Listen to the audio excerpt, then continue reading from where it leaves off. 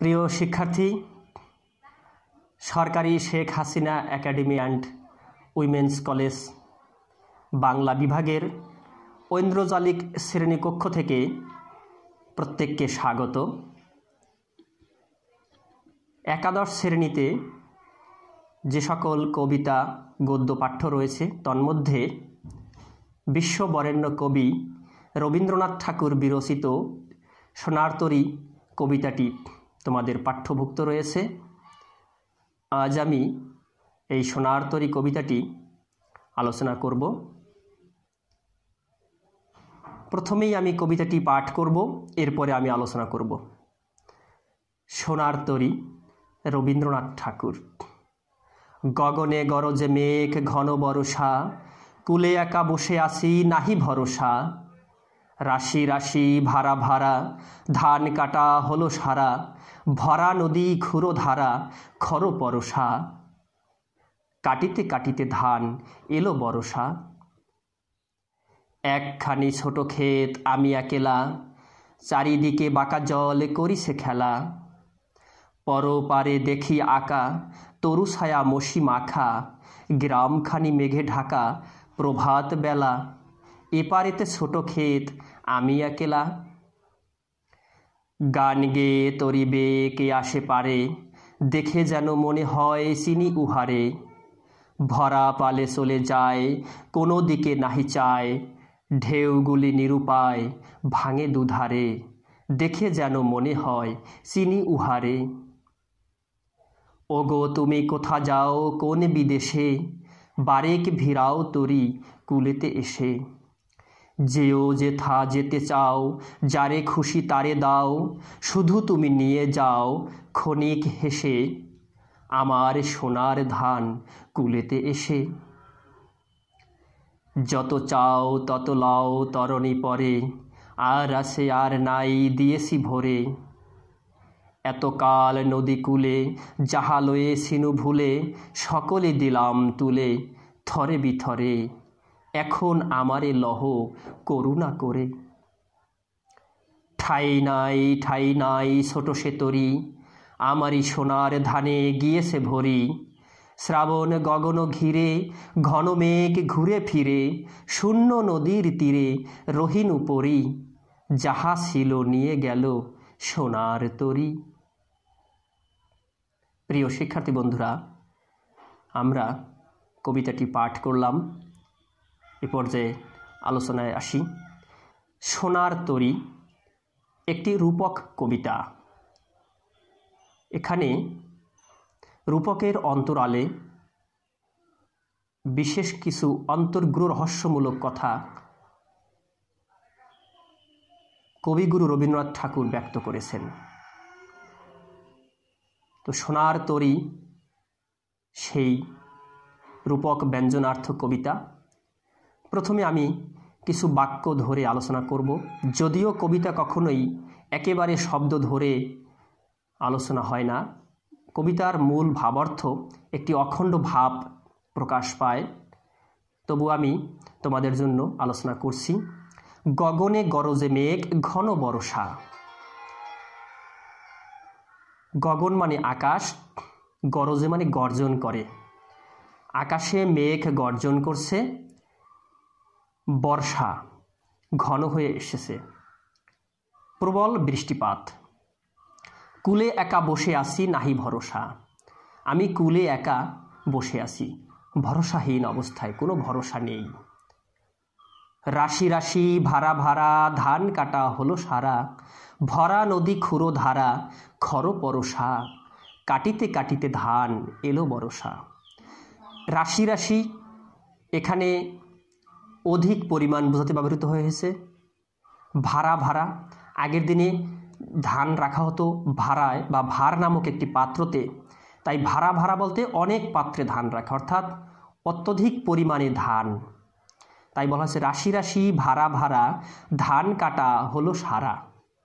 অর্থাৎ আমি প্রচুর পরিমাণে সোনার ধান আমি কর্তন করে কাটা শেষ হয়েছে, সারা হয়েছে মানে শেষ হয়েছে। ভরা নদী ক্ষুরো ধারা খর পরশা। নদীটি ভরা, জলে টলমল, পরিপূর্ণ। ক্ষুরধারা, এখানে ক্ষুরের ধারের ন্যায় যেন বয়ে চলেছে। খরপরশা, খরপরশা কথার অর্থ হচ্ছে ধারালো বর্ষা। এখানে বোঝানো হয়েছে ধারালো বর্ষার মতো। তাই ভরা নদী সেই চাকুর মতো ধারালো, এবং সেই ধারালো বর্ষার মতো যেন গতিতে সেই পানির স্রোত এগিয়ে চলেছে, এবং সেই আমার সোনার ধান কাটতে কাটতে যেন বর্ষা এসে গেল। অর্থাৎ আমরা প্রত্যেকেই এই পৃথিবী নামক এই ক্ষেতের প্রান্তরে আমরা বসে আছি। কখন আমাদের শেষের ডাক আসবে, কখন আমাদের পরপারের ডাক আসবে। এবং আমাদের জীবনে যেমন অনেক সমস্যা থাকে, বিপদ থাকে, অনেক প্রতিবন্ধকতা থাকে, সেটাই হচ্ছে ওই যে ভরা নদী ক্ষুরধারা, অর্থাৎ নদীতে ক্ষুরধারা বয়ে যাচ্ছে, সেখানে প্রতিকূলতা রয়েছে। তেমনি আমাদের জীবন নদীতেও প্রতিকূলতা রয়েছে। একখানি ছোট ক্ষেত আমি একেলা, চারিদিকে বাঁকা জল করিছে খেলা। একটি ছোট একটি ক্ষেত, সেই ক্ষেতে আমি একেলা পড়ে রয়েছি। ক্ষেত বলতে এখানে জীবনের ভোগবহুল কর্মক্ষেত্রকে বোঝানো হয়েছে। আমাদের এই জীবন ক্ষেত্রকে বোঝানো হয়েছে। এই জীবন ক্ষেত্র এটা একটা ছোট্ট ক্ষেত, এখানে আমরা ভোগ করি, ভোগ বাসনা থাকে, কর্ম থাকে, এবং এক পর্যায়ে মুক্তি, চিরমুক্তি লাভ। সুতরাং সেই ক্ষেতের কথা বলা হয়েছে যে একখানি ছোট ক্ষেত আমি একেলা, চারিদিকে বাঁকা জল খেলা করতেছে। আমি একটা ক্ষেতের পারে, একটা দ্বীপের মতো একটি ক্ষেতের মধ্যে আমি রয়েছি। বাঁকা জল এখানে অনন্ত কাল স্রোতের প্রতীক।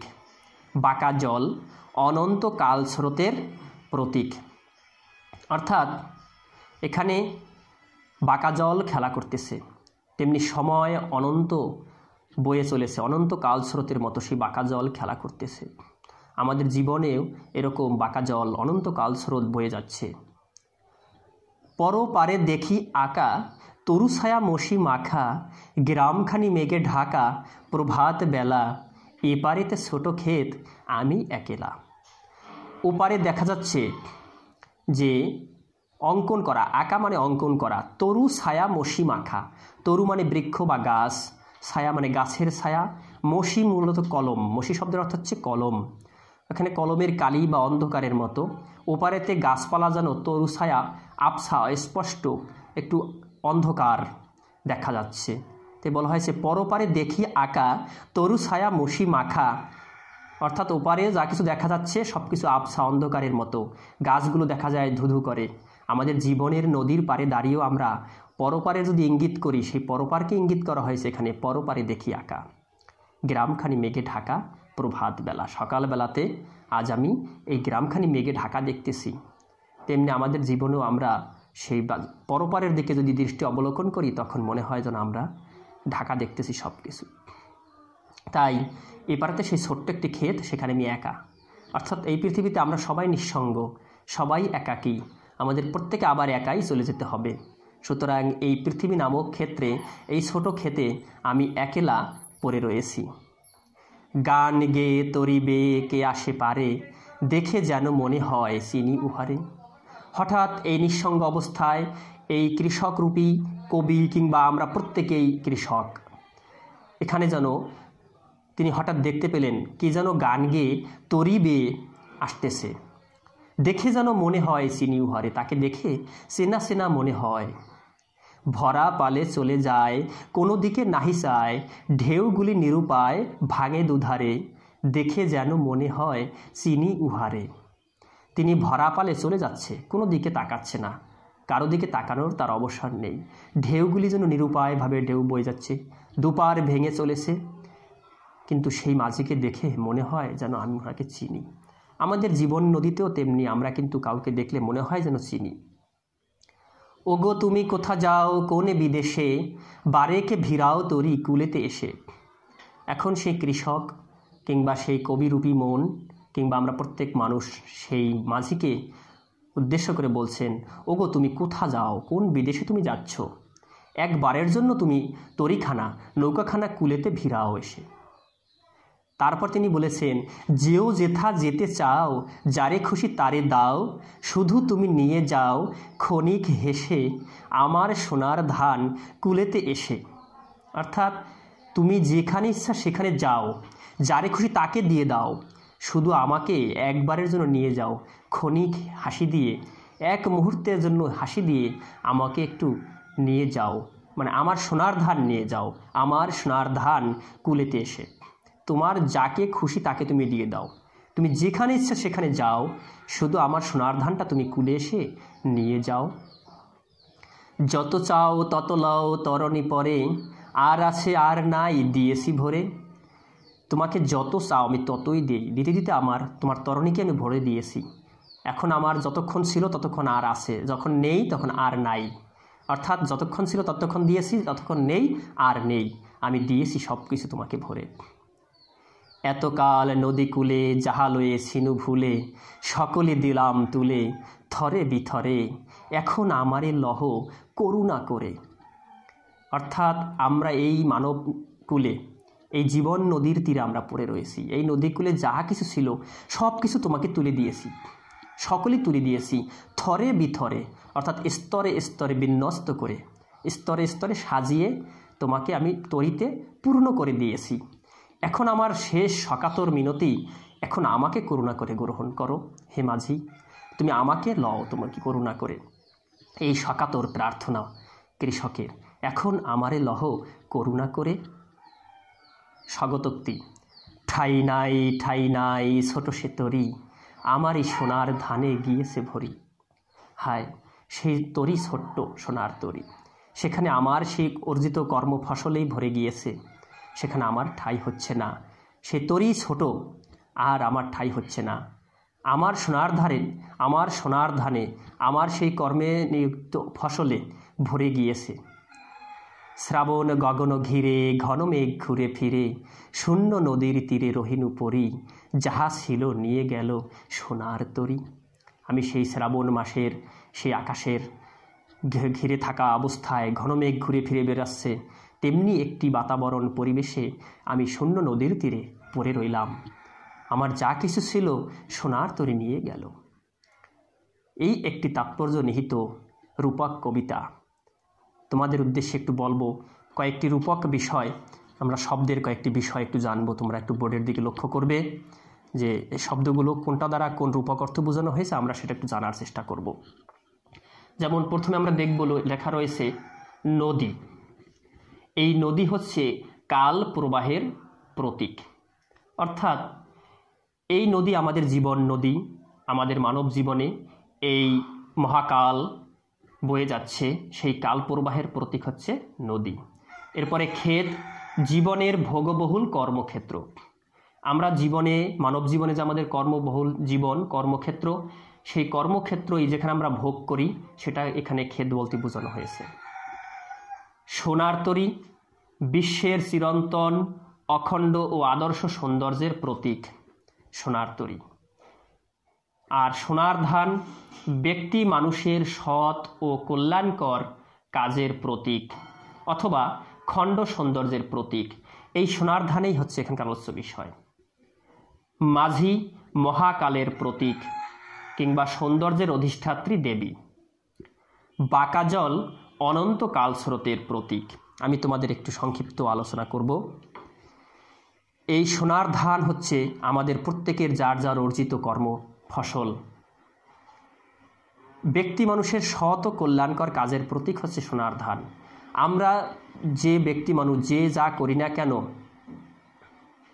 আমরা এই আমার ফসলটুকুই টিকে থাকবে, আমার কর্মটুকুই টিকে থাকবে। আর প্রত্যেকটি ব্যক্তি মানুষের একদিন পতন ঘটবে। মৃত্যু ধ্রুব সত্য, মৃত্যু অবধারিত, কিন্তু তার কর্মটাই শুধু টিকে থাকবে। চমৎকার একটি রূপক কবিতা সোনার তরী। এখানে মাঝি হচ্ছেন আমাদের সেই পারাপারের ব্যক্তি কিংবা মহাকালের প্রতীক। মহাকাল কাউকে ক্ষমা করে না, মহাকাল বড়ই নিষ্ঠুর, তার নিয়মে সে চলতে থাকে। নদী হচ্ছে কাল প্রবাহের প্রতীক। আমাদের জীবনে বহু অসংখ্য প্রতিবন্ধকতা, অসংখ্য নদী পাড়ি দিতে হয়। আর কৃষক বলতে এখানে মানুষকে বোঝানো হয়েছে, কিংবা কবি এখানে নিজে কৃষক রূপী। তিনি তার নিজের মনোবেদনাকে তিনি সেই নদীর তীরে বসে নিঃসঙ্গ অবস্থায় ছোট্ট একটি ক্ষেতে দ্বীপের মতো সেই খরস্রোতা নদী পাশে বয়ে যাচ্ছে খরপরশা, সেই বাঁকা জল খেলা করেছে অনন্তকাল স্রোতের ন্যায় সেখানে পড়ে রয়েছে। মাঝি হচ্ছেন সৌন্দর্যের অধিষ্ঠাত্রী দেবী বা মহাকালের প্রতীক। আর এত কিছু মিলিয়ে এই সোনার তরীতে আমাদের শেষের দিনে ঠাঁই হবে কিনা সেই প্রত্যাশা ব্যক্ত করেছেন কবি কৃষক রূপ ধারণ করে, কৃষকের চিত্রায়নের মধ্য দিয়ে। সুতরাং সোনার তরী কবিতায় বিশ্ববরেণ্য কবি রবীন্দ্রনাথ ঠাকুরের এই চেতনায় আমরা ধারণ করতে পারি যে আমাদের যা কিছু ভালো কর্ম সেই কর্মটুকুই টিকে থাকবে। আমাদের ব্যক্তি মানুষের একদিন মৃত্যু অবসম্ভাবী, এই পৃথিবী ছেড়ে আমাদের চলে যেতে হবে, কিন্তু যে ব্যক্তি যে মহান কর্ম করবেন সেই কর্মটাই টিকে থাকবে। যেমন মাদার তেরেসা, তিনি বিশ্ব মানবতার একজন দিশারি, তিনি মহৎ কর্ম করে গিয়েছেন। আজ মাদার তেরেসা নেই, কিন্তু তার মহৎ কর্ম আজকে সারা পৃথিবী জুড়ে মানুষ স্মরণ করছেন। তাকে অনুসরণ করে এখনও তার কর্মপন্থায় অবলম্বন করে মানবতার সেবায় নিয়োজিত থাকছেন মানুষ। সুতরাং এভাবে পৃথিবীর মহান মনীষী কিংবা মহাপুরুষ, মহান মানব যারাই এসেছেন, মানবহিতের বা মানবের কল্যাণে কাজ করেছেন, তাদের কর্মটাই আজ মানুষ স্মরণ করছে। সুতরাং সেই সোনার তরীতে আমি ব্যক্তি ঠাঁই হবে না, আমার সোনার কর্মটুকু, সোনার ফসলটুকুরে শুধু ঠাঁই হবে। সুতরাং আমরা যেন মহৎ কর্মে নিজেকে নিয়োজিত রাখি, আমরা যেন সোনার মানুষ হতে পারি এবং সেই সোনার ফসলটুকু আমরা উপার্জন করতে পারি, সোনার ফসল যেন আমরা উৎপাদন করতে পারি এবং আমার সেই সোনার ফসলটুকুই শুধু সোনার তরীতে ঠাঁই হবে। আমি ব্যক্তি, আমার এই অহংবোধ আমার কোনো ঠাঁই হবে না। সুতরাং এই সোনার তরী কবিতার রূপক ধর্মের মধ্য দিয়ে আমরা এই বিষয়টাকে আলোকপাত করতে পারি। তো প্রিয় শিক্ষার্থী বন্ধুরা, আশা করি তোমরা এই কবিতাটির ক্লাসটি ভালোভাবে দেখবে এবং তোমরা নোট করবে, এবং এরপরে যদি তোমাদের জানার থাকে, জিজ্ঞাসা থাকে, আমাকে তোমরা জিজ্ঞাসা করবে কমেন্টের মাধ্যমে কিংবা আমাকে যে কোনো সময় যে কোনোভাবে। তো তোমাদের সবার জন্য শুভকামনা রইল। সবাই ভালো থাকবে, স্বাস্থ্য সচেতন থাকবে এবং সাবধানে থাকবে। সবার জন্য শুভকামনা।